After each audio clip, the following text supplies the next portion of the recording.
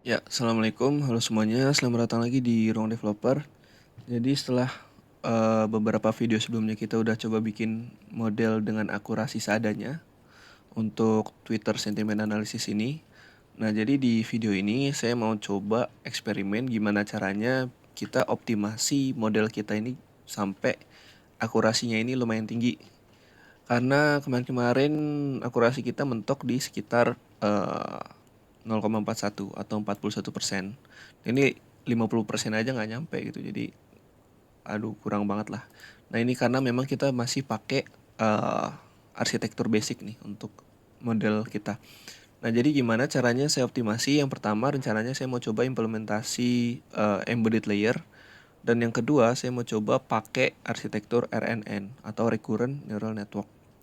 Nah, dua hal ini apa? Saya bakal jelasin sambil jalan aja secara singkat permukaan-permukaannya aja lah gitu. Karena kalau saya mau jelasin secara detail kayaknya ini perlu video terpisah atau bahkan saya perlu punya playlist sendiri gitu untuk ngejelasin dari awal karena di balik ini semua, di balik layer-layer ini semua tuh isinya perhitungan matematika gitu. Kalau misalkan saya langsung jelasin saat ini juga untuk embedded dan RNN ya tadi, ini bakal eh, kurang masuk konteksnya. Jadi saya memang perlu jelasin dari awal lah gitu. Nah, kita langsung mulai. Di sini saya udah coba download datasetnya, terus library-nya juga udah saya running, terus ini udah saya ekstrak untuk mempersingkat waktu ya. Nah, ini juga udah saya running, one hot encoded-nya, preprocessing function-nya juga udah oke. Nah, ini juga udah saya preprocessing, teman-teman. Karena ini lumayan lama tuh sekitar 2 menit, jadi saya preprocessing duluan. Nah, ini sampai di sini nih. Yang pertama saya mau optimasi bagian proses tokenizing-nya. Yang pertama, vocab size-nya ini mau saya gedein dari 1000 jadi misalkan 10.000. Tujuannya apa ya? Tujuannya biar model kita ini lebih bisa pahamin lebih banyak kosakata lah. Gitu. Lebih lebih ya lebih tahu eh, lebih banyak kosakata yang bisa dipahamin sama model kita. Jadi vocab size-nya kita gedein. Terus untuk max lane ini kan kemarin kita ngasal ya asal tembak 175. Nah, di sini saya mau coba max length dari padded sequence ini ngambil dari rata-rata jumlah kata di dataset kita. Jadi misal sini ada ini Bapak Budi, ini Ibu Budi. Nah, terus misal sini saya dan Bapak Ibu Budi pergi ke pasar misalnya. Nah kemarin misalkan kita cuma ada segini nih, terus ini kan pendek-pendek ya, ini cuman 3 kata, terus ini cuman 3 kata juga, ini cuman tuh 2, 3, 4, 5, 6, 8 ya, 8 kata ya, bener nggak 8 kata? Ya 8 kata. Nah kalau misalkan iya kemarin dataset kita cuman dikit-dikit doang gini kata-katanya, terus kita padded sequence-nya ini mau 75 kata gitu. Ini kan kebanyakan nolnya nanti kan ya. Jadi misal ini Bapak Budi aja jadi 0, 0, 0, 0. Nah, ini udah nyampe 72 baru eh dari ke 73 sampai 75-nya baru sih ini Bapak Budi gitu. Ini kan nggak make sense gitu. Jadi bagusnya dia ini max length-nya rata-rata dari ya ini jumlah kata setiap kalimat. Jadi misalkan ini kita punya datasetnya ada 3 kalimat. Nah ini berarti kalimat pertama 3 kata, kedua 3 kata, ketiganya 8 kata, berarti ini total sekitar uh, 3 tambah 3 6 tambah 8 14 ya. 14 dibagi 3 berarti sekitar 4 komaan lah ya. 4 komaan. Nah gitu. Jadi saya sini mau pakai function baru. Saya komen aja function baru def get avg. Ini ya. Sini nerimanya text list sama kayak ini. Sama kayak tokenizing ya. Nah ini caranya gimana? Caranya ini adalah kita punya yang namanya sum. Variable sum ini untuk ngitung total kata di dalam dataset. Jadi misal kita pakai dataset kita ini, berarti ntar sumnya isinya 3 tambah 3 tambah 8, itu 14 gitu ya. Nah ini for text in text list gitu. Nah ini word 6 total kata ini sama dengan length dari teks yang lagi diterasi. Terus sum ini ditambahin sama sum sama dengan sum ditambahin sama word 6 atau banyak kata dari teks yang lagi kita iterasi. Nah, jadi keluarlah di sini hasil sumnya ini total nih. Ntar kita return rata-ratanya. Rata-ratanya gimana? Jadi sum ini kan udah, misalkan dataset kita ini berarti sumnya kan setelah for ini dia bakal ngantongin 24 ya nilainya ya. Kalau misalkan dataset kita ini. Terus gimana cara nyari rata-ratanya? Tinggal 24 tadi dibagi sama banyak kalimat. Jadi 1, 2, 3 banyak kalimat gitu. Gimana cara dapat banyak kalimatnya ya? Tinggal length dari text list gitu. Jadi ini kalau saya kasih komentar di sini total kata di dataset dibagi dengan banyak kalimat yang ada. Nah ini ya. Ini saya shift enter. Terus di sini max length ini vocab size-nya udah saya tambahin ya 10.000. Max length-nya di sini ngambil dari get avg aja gitu. Get avg terus text list. Nah gini. Coba shift enter ya. Ini udah sambil export nih. Mantap. Tokenizer.pickle-nya. Oke, sudah. Tapi saya penasaran sih ini berapa ya? Sebentar. Coba kita tampung aja dia di sini. Max length sama dengan max length. Ini aja deh biar nggak mirip sama ini ya. Max length gini. Max length ini sama dengan saya tampung dulu nih ke variabel max length ini. Terus saya mau print print max length. Oh ya, karena ini rata-rata dan kemungkinan dia bisa float. Dia bisa jadi float nih, si rata-rata tuh kan bisa jadi koma-komaan ya, sedangkan maksimum length ini harusnya integer. Jadi ini saya mau max length sama dengan integer. Nah ini saya convert ke integer ini ya, floatnya. Nah itu, terus ini saya isi dengan max length gitu ya.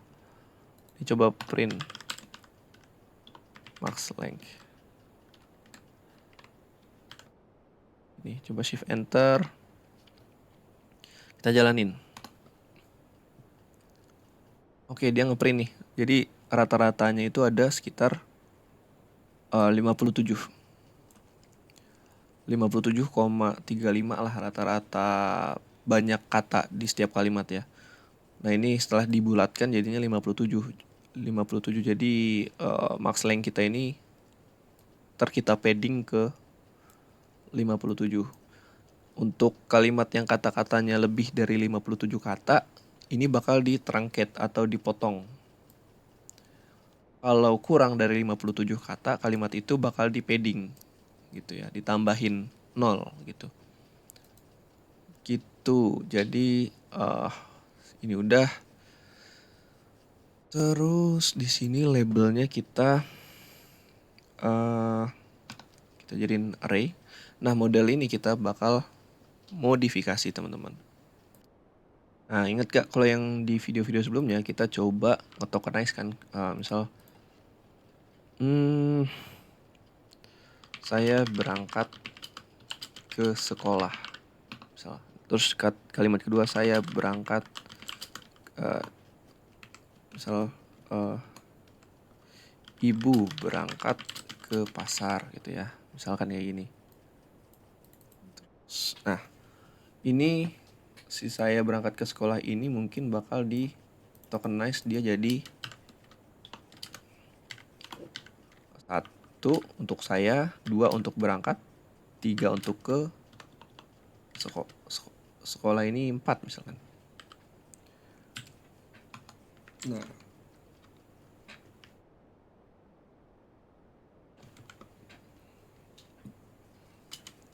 ibu berangkat ke pasar ini, ibunya misalkan 5, berangkat tadi 2 ya. Ini udah kita wakilin sama 2. Ke ini tadi 3, pasar ini misalkan 6 gitu. Nah, kalau kemarin kita kayak gini kan. Nah, sekarang kita pakai namanya embedded layer. Gimana itu embedded layer? Jadi di embedded layer itu ada yang namanya sebentar, namanya itu output dimension. Nah, ini apa itu embedded layer dan kenapa saya coba pakai embedded layer di sini? Embedded layer itu mirip-mirip sama one hot encoding. Jadi misalkan di sini kan saya ini apa nih? 1 ya kan. Berangkat 2 ke 3 sekolah ini 4. Ibu 5 terus pasar 6 misalnya ini. Misalnya gini, atau kita mulai dari 0 aja deh biar nggak pusing ya, karena array itu indeksnya dari 0. 1, 2, ini jadi 3 gitu. Terus ini jadi 4, ini jadi 1, 2, 5 ya. Jadi ini saya ini 0, berangkat ini hasil tokenize-nya ini 1, ke ini 2, sekolah ini 3, ibu 4, pasar ini 5 gitu. Nah, ini kalau kemarin kan kita masukin ini ya ke model machine learning kita. Nah, ini kalau misalkan kalian bingung konteksnya dan belum nonton video sebelumnya, saya saranin nonton dulu ya biar lebih masuk, biar lebih paham konteksnya. Nah, tapi kalau sekarang kita ini kalau di one hot encoding ini, saya ini berarti bakal jadi ini kan ada 6 ya. Ada 6 kata di sini. Nah, berarti ntar ada array dengan panjang 6. Nih, misal untuk saya berangkat ke sekolah ibu pasar. Nah, ini formatnya gitu. Jadi misalkan untuk kata saya ini bakal di posisi indeks 0-nya. Ini posisi saya kan paling kiri. Ini bakal 1. Terus berangkat ini 0, ke ini 0, sekolah ini 0, ibunya 0, posisi pasarnya ini juga 0. Nah, untuk berangkat ini bakal berangkat ini kan posisinya ada yang kedua ya. Berarti ini posisi pertamanya 0, posisi keduanya 1, sisanya 0 semua. Ke-nya berarti dia ke 3 ya. 1, 0, 0, 0. Dan seterusnya gitu. Dan seterusnya. Nah, ini kalau one hot encoding biasa. Nah, sekarang kita mau pakai embedded layer. Apa tujuannya? Tujuannya itu biar kita mengkelompok-kelompokkan kata-kata dengan konteks yang mirip. Jadi misalkan kita lihat di sini polanya. Ini ada saya, ibu. Ini kita bisa lihat diri sebagai apa ya? Subjek lah ya. Jadi sebagai subjek yang melakukan sesuatu. Ya mungkin ini misal tadi kan si embedded layer punya output dimension.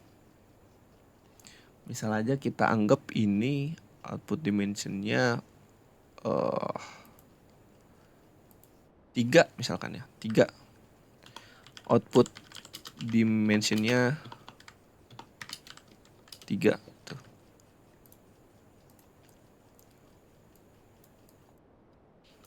Berantakan. Output dimensionnya 3. Nah, jadi dia juga array juga representasinya, anggap gitu. Nah, ini yang pertama ini untuk grup subjek. Nah, indeks 0 ini untuk yang konteksnya subjek. Grup kedua ini untuk yang konteksnya predikat gitu ya. Nah ini yang ketiga, misalkan yang konteksnya tempat tujuan gitu ya. Nah ini untuk konteks-konteksnya ini bukan kita yang define ya. Ini anggaplah seperti ini gitu. Anggaplah kita bikin 3, terus kali ini kita kelompok ini berdasarkan ini nih. Yang pertama konteksnya subjek, yang kedua konteksnya predikat, yang ketiga konteksnya tujuan. Tapi pada kenyataannya ini nanti yang ngegroup-grouping konteksnya berdasarkan apa ini ya nanti embedded layernya itu sendiri. Dia bakal ngegrouping berdasarkan pembelajaran dia setiap epoch gitu. Nah, tapi di sini anggaplah kayak gini biar lebih bisa kita bayangin lah. Nah, jadi ini nanti si saya ini yang tadinya gimana caranya? Gimana caranya biar kita bisa dapat dia lagi? Ini ya. Nah, nih. Nah, ini saya pindahin ke slide berikutnya kali ya. Saya pindahin ke slide berikutnya. Nih. Terus ini juga saya pindahin ke slide berikutnya aja. Oke. Nah, nanti gimana caranya si embedded layer ini belajar kalau ternyata saya ini konteksnya ini yang tadinya 0 kali ya biar lebih rapi. Nah, misal gini. Ini yang tadinya dia 0, dia bakal agak-agak di one hot encoding tapi berdasarkan ini. Nah, berdasarkan subjek, berdasarkan konteks kecocokan saya dengan konteks subjek, dia ini ternyata saya ini 0,95% gitu. Misalkan gini. Terus untuk yang konteksnya predikat ternyata dia nggak masuk-masuk banget gitu. Jadi dia misal kecil aja gitu. Nggak dalam persen sih ya. Pokoknya dalam bilangan lah yang semakin gede itu merepresentasikan kecocokan dengan konteks tersebut gitu. Ini misal segini terus untuk yang tempat tujuan misalkan 0, berapa lah gitu. Nah untuk berangkat ternyata untuk berangkat ini kecocokan dengan konteks subjek ini misalkan kecil 0, berapa gitu. Terus tapi dia ini berangkat ini misalkan bukan predikat lah ya, maksudnya kayak kata kerja lah ya. Maksudnya kata kerja. Jadi berangkat ini kata kerja, terus misalkan di kata kerja ini dia ternyata dapat lumayan gede nih setelah si model kita ini belajar. Misalkan 0,98 gitu. Terus di sini nggak penting pokoknya kecil untuk tempat tujuannya. Nah, ibu ini juga ternyata dia konteks untuk subjeknya juga lumayan gede. Jadi 0,97 misalkan, terus 0,012 misalkan, terus ini 0,11 gitu misalkan gitulah. Nah jadi gitu teman-teman. Jadi dia ini di grouping lah, di grouping berdasarkan kecocokan konteksnya gitu. Jadi ini yang pertama dia ngurang-ngurangin apa namanya? Yang tadinya kalau one hot encoding ini berarti array-nya sebanyak jumlah kata. Jadi misalkan tadi kita pakai 57 ya, 57. Tadi vocab size ini misal 10.000 nih. Ya berarti kalau kita one hot encoding ya kebayang gak sih? Jadi setiap kata itu bakal di one hot encoding sebanyak 10.000 gitu. Kayak ini misalkan tadi ada 6 kata kan. Nah ini bakal di one hot encodingnya jadi kayak ini 6 kan panjangnya. Nah bayangin kalau kita ada 10.000 kata situ, ada 10.000 word index misalkan. Nah berarti nanti bakal ada 10.000 juga nih setiap array gitu. Nah, ini gila juga kan. Jadi ada baiknya kita grouping dia berdasarkan word similarity atau ya yang konteksnya mirip-mirip kita grouping lah gitu. Nah, ini tujuan dari embedded layer. Untuk lebih detailnya, gimana cara dia nge-embedded ini mungkin bakal saya jelasin di video terpisah atau bahkan itu tadi. Kita perlu jelasin perhitungan tentang deep learning ini dari awal sih biar lebih masuk konteks matematikanya gitu ya. Menurut kalian perlu nggak sih saya coba bikin jelasin proses perhitungan di matematika di balik uh, deep learning ini gitu? Perlu nggak coba komen di kolom komentar gitu. Kalau kalau banyak yang kayaknya perlu mungkin bakal saya buat sih pembahasan matematikanya gitu. Kalau ini kan cuman sekedar apa ya?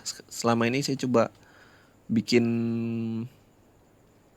praktikalnya gitu. Jadi gimana cara lebih fokus ke gimana cara makainya ketimbang sebenarnya apa yang terjadi di balik itu gitu. Nah, gitu ya. Ini saya bahas singkat dulu untuk embedded layer. Jadi intinya dia ngegroup-grouping kata-kata ini berdasarkan kesamaan, kemiripan konteks. Nah, untuk ngelihat konteksnya itu dia berdasarkan apa? Kayak ini kan tadi contohnya saya misalin aja nih. Konteksnya ada yang berdasarkan subjek, kata kerja sama tempat tujuan. Nah, kenyataannya ya nanti pas deep learning itu nanti si embedded layer ini nyari konteksnya sendiri dan ngegroup-groupingnya sendiri juga. Setiap kali epoch gitu. Oke, itu untuk embedded layer. Di sini saya mau coba tambahin ya di sini.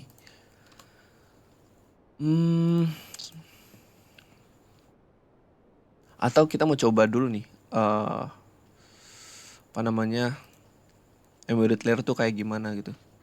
Coba misalkan sini singkatnya ya. Sini from TensorFlow keras models import sequential gitu ya, anggaplah sequential. Terus from TensorFlow keras layers import embedding. Terus from TensorFlow keras pre-processing text kita import tokenizer. Nah, ini saya coba bikin di notebook terpisah aja lah biar nggak campur-campur di yang kemarin, biar kalian juga kalau ngelihat nggak bingung. Tapi ini saya coba jelasin hasilnya aja ya. Jadi kayak misal inputnya apa, terus embedded layernya jadi kayak gimana.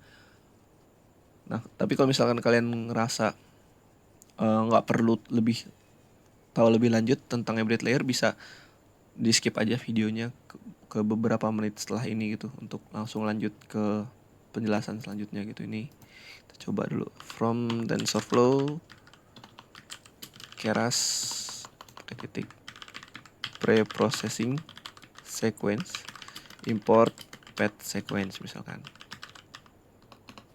Anggaplah di sini kita punya teks tadi. Saya pergi ke pasar. Saya pergi ke sekolah harusnya. Yang pergi ke pasar ibu. Berangkat ke pasar. Ayah sedang ngopi di teras. Misalkan ini. Terus di sini kita tokenize dulu nih. Tokenizer dengan tokenizer. Terus tokenizer fit on text. Teksnya apa? Yang tadi nih list teksnya ini. Nah, ini kenapa saya nggak taruh 6 words-nya? Sini kan kalau sebelumnya saya coba taruh 6 words-nya gitu kan. Berapa vocab size-nya gitu. Nah, ini saya nggak pakai karena kalau misalkan kita biarin default aja begini, nggak kita deklarasiin mau 6 words-nya berapa, dia bakal ngitung ya berapapun yang kata yang dia temuin dia bakal jadiin vocab gitu. Nah, sedangkan kalau ini saya batasin nih, dia cuma 10.000 aja nerima vocabnya. Ya kalau kebanyakan takutnya lama gitu ngelatihnya. Jadi ini saya batasin di sini 10.000, tapi di sini untuk coba-coba ya nggak apa-apa lah, ini cuma berapa kalimat doang gitu. Vocab size-nya juga kata-kata yang bakal ditemuin juga nggak banyak-banyak banget. Jadi saya biarin default aja. Nah, karena di sini semua kata bakal ditranslate ke word index. Jadi saya nggak perlu ada yang out of topic lagi, out of vocab lagi tuh. Ya, jadi misalnya ini ada 1, 2, 3. Nah, ini anggaplah nih. Kalau tadi kan di sini ada 1, 2, 3, 4, 5, 6. Ada 6 kata baru gitu ya yang ditemuin sama model kita. Nah, ini nanti kita setnya kalau misalkan dia by default gini, ya dia numbersnya bakal 6. Nah, kalau numbersnya 6 terus yang masuk 6, ya berarti nggak ada yang out of vocab lah ya. Jadi makanya ini nggak perlu juga nih OOV-nya, nggak kayak yang ini. Ini kita deklarasiin OOV token. Nah, ini udah, coba sini kita hitung total words-nya sama dengan length dari tokenizer. Word index-nya berapa nih? Coba shift enter.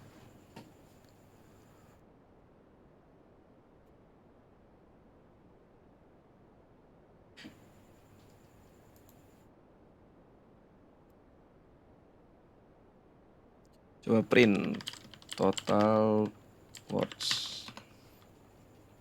12.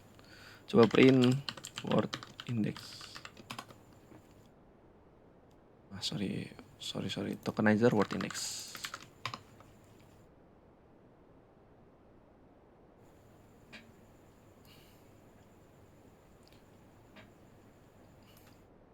Ini memang ada 12 ya.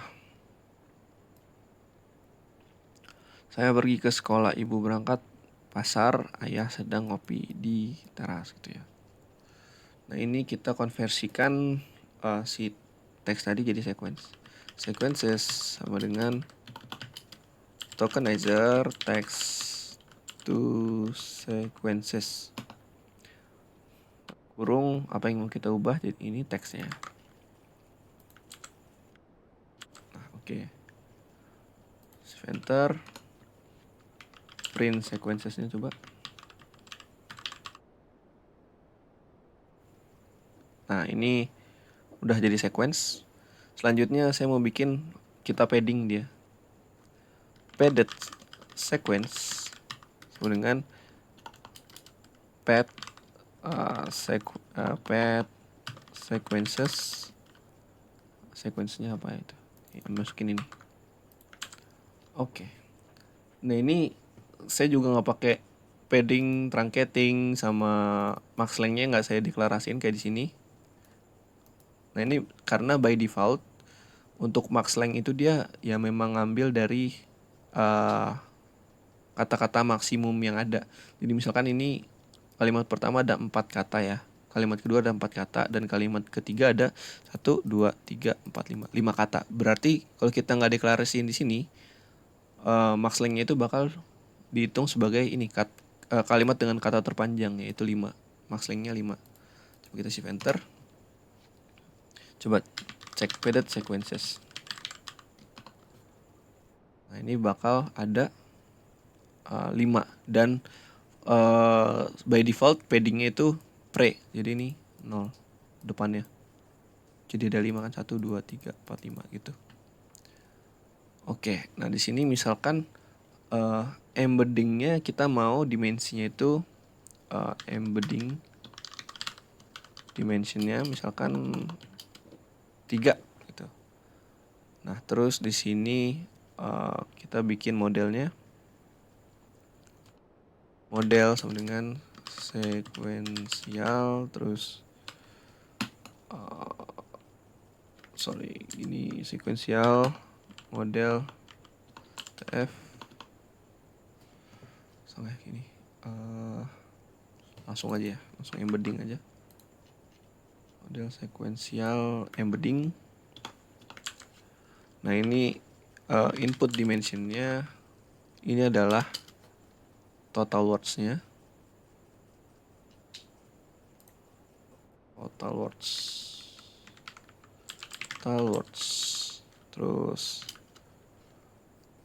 output dimensionnya ini kita masukin yang embedding dim tadi 3.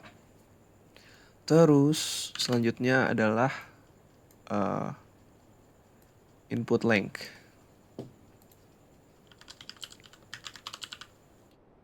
Ya ini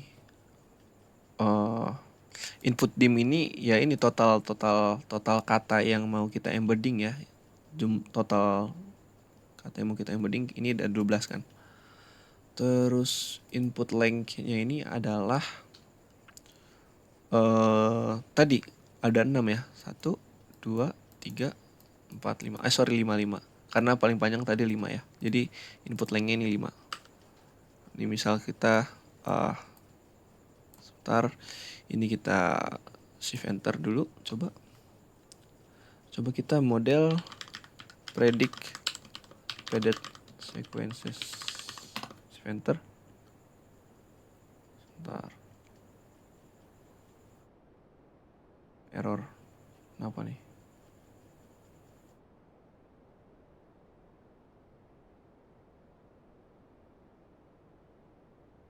Misalkan total words-nya kita tambah 1 aja, coba total words-nya 13.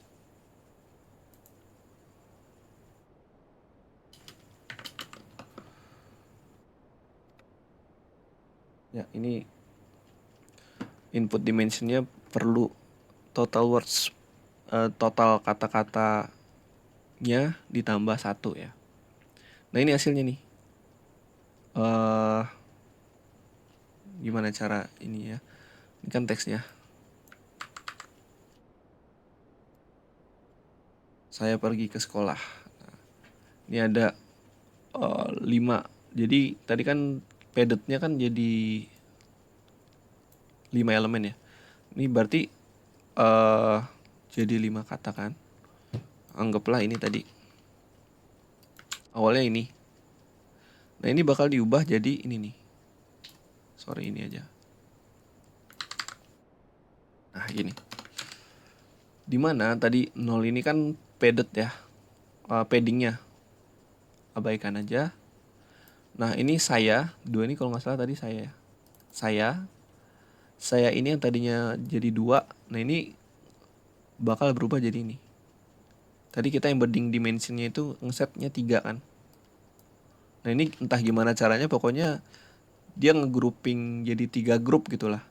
Ternyata saya ini paling gede ada di sini, grup dengan indeks 2.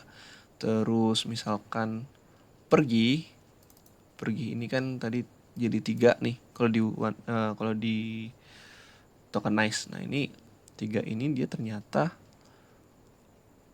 berdasarkan pembelajaran embedding layernya tadi, ini dia paling gede ada di indeks 0. 1 ini paling gede di sini, terus 4 ini paling gede ada di mana nih? Paling gede ada di sini gitu. Nah, itulah tujuannya embedding layer. Cuman ini karena hasil pertama ya. Ini nggak akurat banget kecocokan konteksnya. Dia perlu belajar setiap epoch baru lumayan oke gitu. Nah, ini untuk embedding. Ini saya tambahin aja tf keras layers. Terus ini apa tadi? Embedding. Dimana input dimensionnya ini adalah total vocab size-nya tadi ya. Kalau misalnya vocab size-nya ini 10.000, saya setting jadi 10.000 plus 1 aja gini. Terus output dimensionnya saya mau dia 150 coba. Atau 100 lah, genap aja. 100 gitu. Terus input length-nya adalah ini tadi kita ubah jadi 57 ya. Jadi ini saya set aja jadi 57 gitu. Nah, oke. Ini saya udah coba tambahin embedding layernya di sini. Selanjutnya saya mau implementasikan RNN, arsitektur RNN. Apa itu? Ini udah saya coba cari ya. RNN atau Recurrent Neural Network. Nah, ini apa? Gimana cara ngejelasinnya? Jadi kalau kemarin ini kan misalkan ada saya benci banget sama eh, topik ini misalkan ya, topik A gitu. Dan yang kedua ada saya suka banget sama topik A gitu. Nah, kalau kemarin misalkan ini ya kita bahas kemarin ya. Ini saya benci banget topik A, ini bakal jadi saya misal 1 benci 2 banget 3 sama 4 topik 5 A-nya 6 misalkan gitu. Ya. Nah, bawahnya ini cuman beda di suka ya. Jadi suka ini misalkan word indexnya jadi 7. Terus misalkan di sini bawahnya ada lagi nih datasetnya. Idih, ilfil banget. Banget sama topik A. Nggak jelas banget gitu ya. Nah, ini misalkan jadi berapa nih? Idih misalkan jadi 8, word indexnya ilfil jadi 9. Banget ini bakal tetap tadi 3 ya. Terus sama ini jadi 4. Bener 4. Terus topik ini 5, A-nya 6. Oke, terus gak jelas ini bakal jadi berapa nih? Terakhir 9, berarti ini gak jelas ini 10. Banget ini tadi sama aja. Saya benci banget. Banget ini 3 ya. 3. Nah, ketika kita pakai pendekatan yang kemarin, kita coba perkata gitu. Misal, saya benci banget sama topik A. Saya suka banget sama topik A. Idi ilfil banget sama topik A, nggak jelas banget. Nah, ini kata banget, fokus sama kata bangetnya ya. Jadi dari 3 dataset ini, 2-nya ini cenderung ke negatif atau sentimen. Yang satu benci banget, dan yang kedua ini ilfil banget. Sedangkan yang satu ya positif lah ya. Nah, tapi berdasarkan ini, model ini kira-kira cenderung nilai kata banget ini sebagai positif atau negatif kalau kita pendekatan kemarin? Lebih ke negatif ya, karena lebih banyak dataset yang bikin si banget ini konteksnya jadi negatif ketimbang positif. Padahal sebenarnya kata banget ini perlu ngelihat konteks sebelumnya. Itu sebelumnya ini justru yang menentukan nih. Suka ini misal kalau depannya suka ini berarti bangetnya ini ke positif. Tapi kalau misalkan sebelum banget ini benci atau ilfil atau nggak jelas, barulah banget ini mengindikasikan negatif gitu. Nah, berarti kita kalau kemarin kita cuman lihat perkata aja gitu. Nah, ini bahkan saya aja ini bisa jadi setiap kalau kayak gini model kita bisa ngedeteksi setiap ada kata saya ini bakal berarti kemungkinan besar dia negatif. Sorry, ini 50-50 lah ya. Ini karena di negatif ada saya, di positif ada saya. Berarti ini 50-50 lah sayanya. Padahal saya ini perlu ngeliat konteks juga nih. Sama keseluruhan teksnya gitu. Sama juga gitu nih. Sama ini 2 dataset konteksnya negatif, 1 positif. Berarti model kita ini bakal cenderung ngelihat sama ini sebagai kalimat negatif gitu. Padahal dia harus ngelihat konteks-konteks belakangnya. Ini bangetnya, terus apa nih? Oh, suka nih berarti sama di sini dia harusnya nilai sebagai positif. Sama di sini dia ngeliat ke belakang harusnya banget benci. Nah, benci ini harusnya baru nih. Sama di kalimat ini konteksnya negatif, harusnya kayak gitu. Sedangkan kalau kemarin dia benar-benar per kata gitu, ini bahaya. Nah maka hadirlah yang namanya RNN atau Recurrent Neural Network. Jadi misalkan ada kayak gini, sebentar mana ya? Ini saya bahas singkat aja. Misalkan kayak gini lah, ini saya ambil ini. Ini mungkin bukan penjelasan yang tepat, tapi target saya di sini biar lebih masuk akal gitu pas kita mau pakai. Nah anggaplah di sini adalah model RNN kita. Nah, misal di sini ada pertama nih. Pertama masuk saya. Saya di sini misal benci. Nah, di sini misalkan banget. Di sini sama. RNN itu apa sih? Recurrent Neural Network. Recurrent itu kan artinya berulang-ulang gitu ya. Jadi dia ini bakal mempertimbangkan kondisi sebelumnya gitu, sebelum memperhitungkan sesuatu. Jadi pertama misalkan masuk saya nih. Saya masuk ke sini. Ya. Nah, di sini ada kata benci. Nah, untuk menilai bobot benci di kalimat ini, ya kan? Ini misalnya perhitungannya nih. Ini benci masuk ke model perhitungan. Nah, ini dia perlu mempertimbangkan kata sebelumnya itu saya. Barulah ntar ke kalkulasi ini hasil perhitungannya. Nah, terus konteks yang ada di tadi saya dan benci ini bakal dibawa ke perhitungan selanjutnya.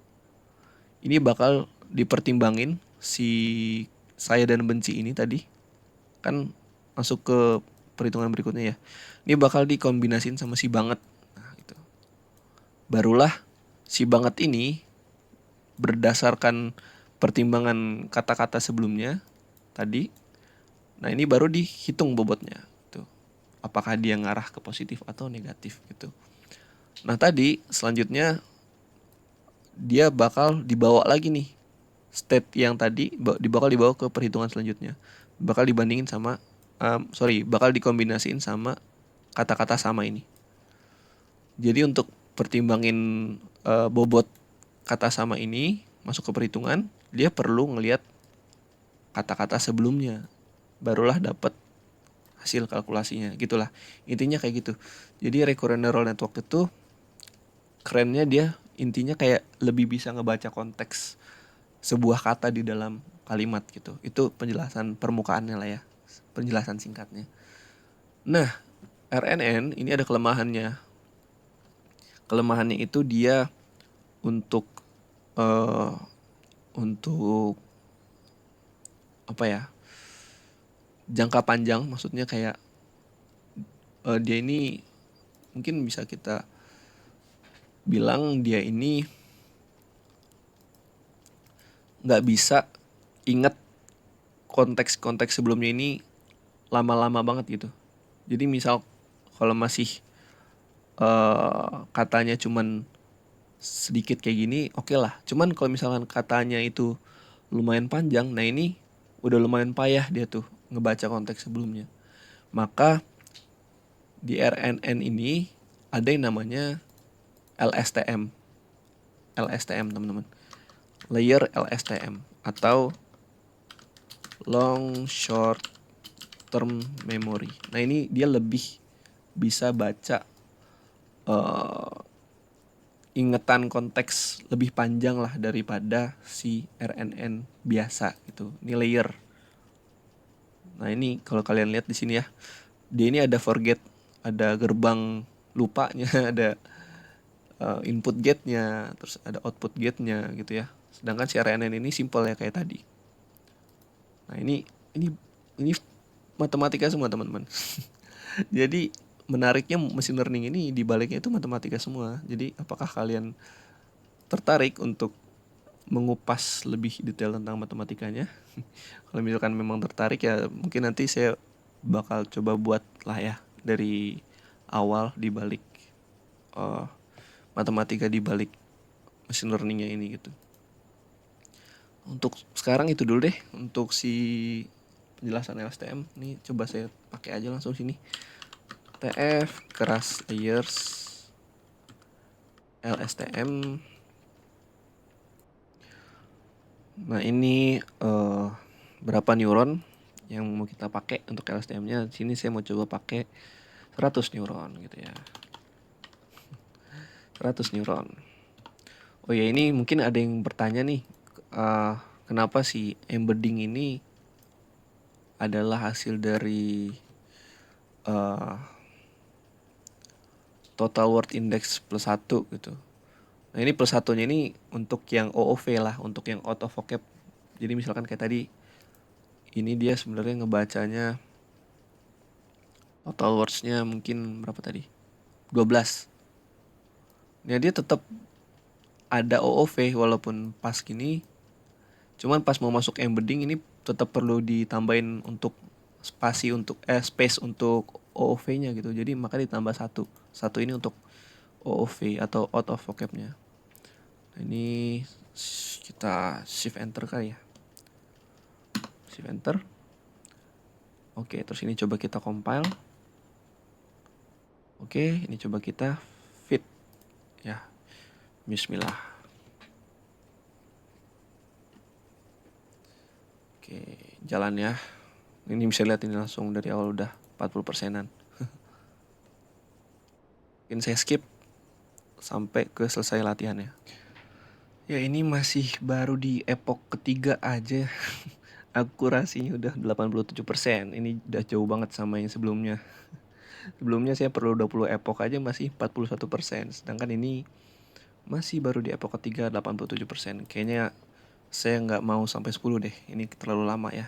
Nih, sekali epoch aja perlu 150 detik atau 2 menitan gitu. Mungkin ini ntar saya pause terus saya tambahin 2 epoch lagi jadi 5 kali epoch aja gitu untuk di video ini karena takutnya terlalu lama saya dalam melatihnya. Biasanya kalau trainingnya kelamaan ini biasanya bisa jadi saya tinggal tidur dulu gitu. Tapi ini agak susah ya kalau tinggal tidur karena di collab. Ini saya pause dulu deh. Pause dulu. Nah ini saya tambahin 2 kali epoch aja. Tuh dia mulai dari 90. Udah 90%. Mantap. Oh ya, tapi ini jangan lupa ini cuman akurasi training ya teman-teman. Kita sama sekali nggak pakai data validation di sini. Ini lumayan kesalahan sih. Jadi kita nggak tahu ini model kita overfitting atau enggak nih. Ya ini saya pause lagi. Skip sampai ini udah beres ya. Ini di epoch ke 4 ya. Epoch ke 4 sempet 90% tadi sambil di perjalanan, tapi di ending dia turun ke 89%-an. Ini juga kemungkinan walaupun sekarang 91-an ntar bakal turun mungkin ya ke 89 lagi nih. Kita lihat nanti. Nih agak seru nih ngeliat perkembangan si model kita dalam belajar gitu. Apakah dia semakin pintar atau semakin ya gitulah. Kita lihat nanti ya. Oke guys, ini udah selesai. Selesai belajar model kita dan akhirnya mantap kita berhasil dapat akurasi 91%. Setelah sebelumnya mentok nih 41% ya, udah 20 kali belajar masih 41%. Sedangkan ini 5 kali belajar dong udah dapat 91%. Tapi ingat lagi ini baru akurasi data training. Kita nggak ngelatih, maksudnya kita nggak coba data validation di sini.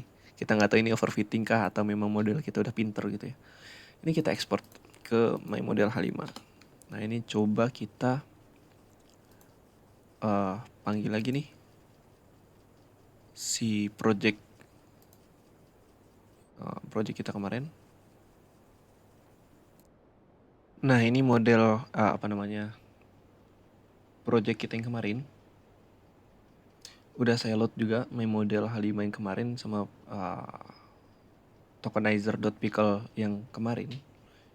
Ini belum belum saya pakai yang baru ya. Belum yang akurasi 91% itu. Nah ini kita coba pakai yang kemarin dulu. Misal My Tokenizer kita load. Oke.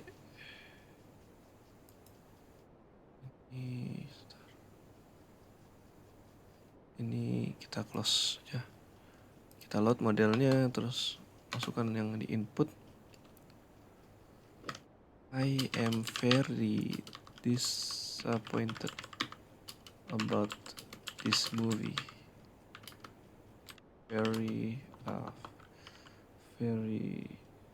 bad gitu misalkan ya. Ini apa kelebihannya? Sebentar, disappointed itu S-nya double atau enggak ya? Ini kesalahan penulisan. Disappointed harusnya kayak gini.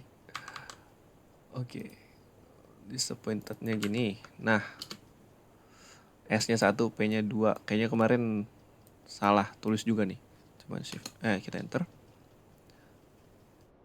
Ini jalanin pre-processing functionnya. Terus kita coba pre-process text-nya. Terus kita coba lihat sebelum dan sesudah di pre-processing. Oke, ini ada disappoint, movie, dan bad. Ini harusnya negatif. Coba print sequence. Kita padding dia jadi tadi berapa kita perlunya? Sebentar, ini kita perlunya tadi paddingnya jadi 53 kalau nggak salah ya. Tadi tuh 57 gan. Kita perlu 57 max length-nya gan. Gimana cara milihin? Ini aja deh, biar nggak kepanjangan ke samping. Saya enter 57 max length-nya. Shift enter. Print padded sequence. Oke, ini udah 57. Terus model predict. Ini kemarin paling gede ada di netral ya. Bentar.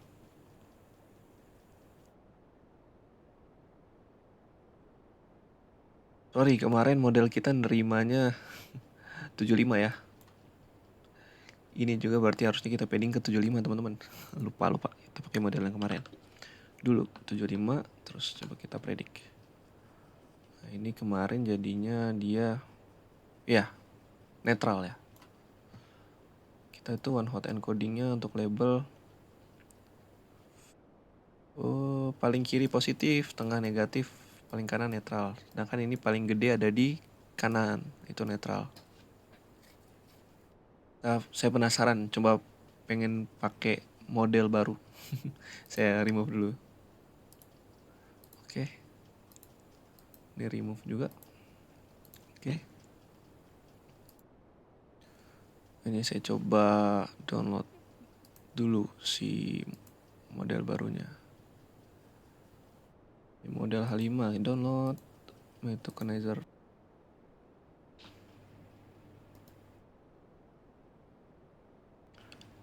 Oke, udah saya download ya ini. My model dalam kurung 1 sama My Tokenizer dalam kurung 2 ini yang mau saya pakai ya. Di sini terus saya coba drag and drop lagi tadi. My Tokenizer 2 sama My model 1. Kita coba upload di sini. Mungkin saya skip sampai kita udah selesai uploadnya ya. Oke, sudah terupload dengan sempurna. Jadi selanjutnya kita coba rename aja nih. Si dalam kurung 1 sama dalam kurung 2 nya mau saya hilangin aja. Ya. Nah, ini loadnya, pas dia ngeloadnya mau saya load balik. Load ulang model sama tokenizernya. Terus pad sequence-nya ini saya mau ubah jadi 75 lagi ya. Karena kan di model kita yang baru ini 57, 57.